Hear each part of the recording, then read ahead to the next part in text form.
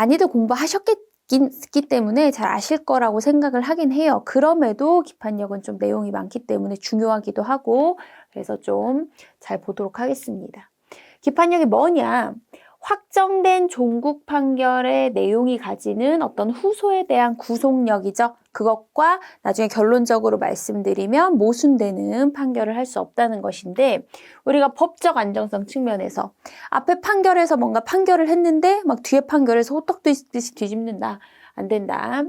그러면 기판력 있는 전소 판결에 결국 뭐냐 판례가 기판력 있는 전소 판결의 소송물과 동일한 후소를 허용하지 않는 것은 물론이고 후소의 소송물이 전소의 소송물과 동일하지 않더라도 소송물에 관한 판단이 후소의 선결 문제가 되거나 모순 관계에 있을 때는 후소에서 전소의 판단과 다른 주장을 하는 것을 허용하지 않는 경우를 말한다라고 우리 판례가 얘기를 하고 있죠. 그렇기 때문에 기본적으로 소송물이 동일하다. 그러면 그 경우에 후소에 이제 기판력이 작용을 할 것이고 동일하지 않다 하더라도 선결 문제인지 또 모순 관계에 있는지 우리가 이런 것들을 살펴보고 기판력이 적용되는지를 보는 거죠.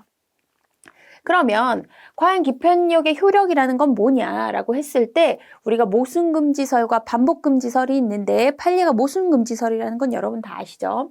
전소 확정 판결과 모순된 판단을 금지하는 효력이다. 제가 앞에서도 그렇게 말씀을 드렸고요. 그렇기 때문에 다시 소송하는 것 자체를 우선 허용하는 것을 전제로 해서 승소한 자가 만약에 소재기를 또 한다. 아니, 너 이겼는데 왜 왔니? 뭐예요? 권리보호 이익이 없어서 각하하지만 패소한 자가 소를 청구를 했을 때는 이거는 소송을 해요. 소송을 하는데 전소와 모순이 되지 않아야 되니까 이때는 뭐를 하겠다는 거예요? 앞에 전소에서 이 패소한 자, 너는 졌단 말이에요. 그러니까 얘가 그것에 대한 청구를 또 하면 역시나 얘도 기각되는 거죠. 그렇죠? 그래서 기판력 자체를 독자적인 소송 요건이라고는 보지를 않고요. 전소와 모순되는 판결을 하지 못하는 것이라고 보는 거죠. 따라서 이거에 따르면 승소한 자가 다시 판결을 제기를 했을 때는 권리보호 이익이 없기 때문에 각하를 하는 거고 어차피 똑같이 나올 거기 때문에 패소한 자의 소 같은 경우에는 전소에서 이미 판단이 된 바 있죠. 본안에 대해서 기각이 되는 거고요. 아예 다시 반복하면 안 된다. 소가 안 된다. 즉 다시 재판이나 변론 자체를 금지하는 요로 이걸로 할까요? 반복금지설. 다시 재판이나 변론 자체를 금지하기 때문에 패소한 자의 소송도 기각할 게 아니고 각하하겠다는 거죠. 예.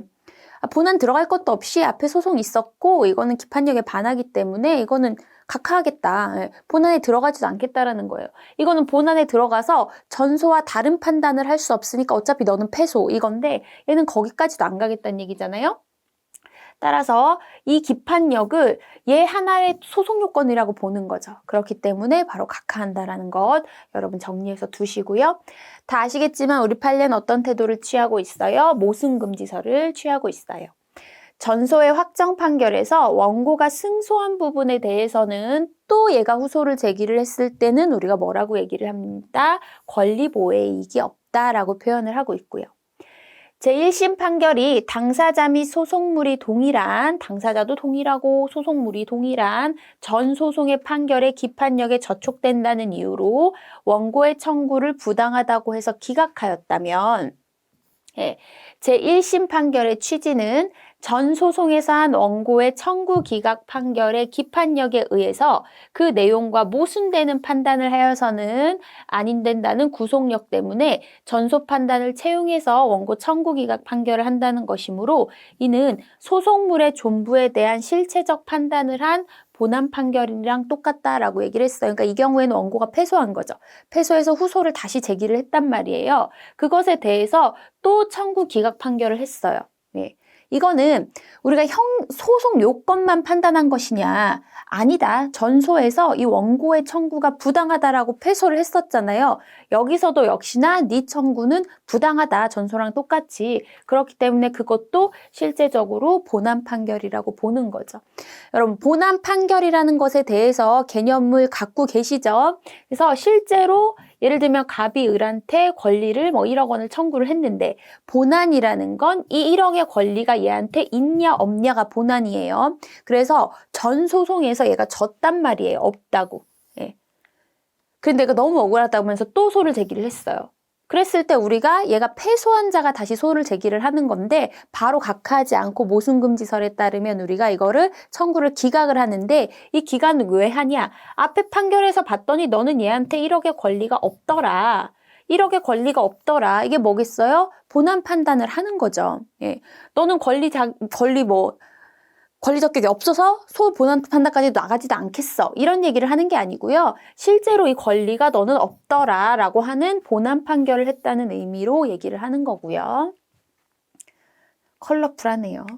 자, 그러면 기판력이 작용되는 경우는 어떠냐? 아까 앞에서도 봤지만요, 여러분. 우선 소송물이 동일한 경우 여야 되겠고 뒤에서 보겠지만 소송물이 동일하지 않더라도 성결 문제라거나 또 모순 관계에 있을 때는 그때도 기판력이 작용을 한다. 우리가 차례대로 한번 보도록 할게요.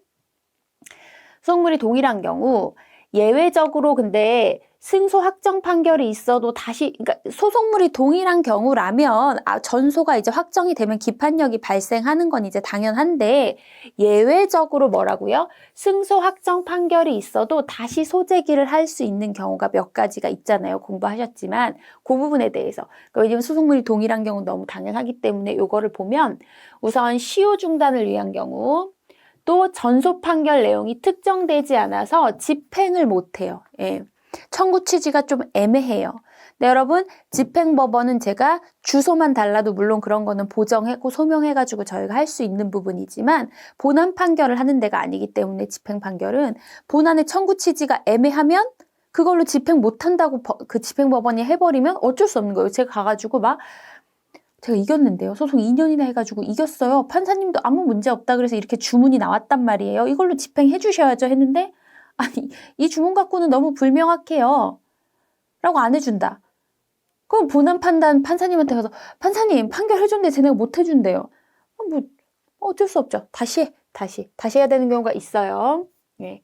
판결 원본이 멸실된 경우인데 사실 지금은 전자소송이기 때문에 거의 그런 경우는 없지만 어쨌든 이런 경우에 우리가 할 수 있는데 그리고 또 소송물이 동일한 경우에 이런 걸 한다고 하더라도 변론 종결 전 사유는 심리하지 않아요. 왜냐하면은 저희가 변론을 하고 이 변론 종결을 하고 선고를 이때 했는데 확정 판결이 났단 말이에요. 그러면 이 전에 있었던 것에 대해서는 이 소송에서 다 다루어졌다라고 봐야 되죠. 그러니까 판단하면 안 돼요.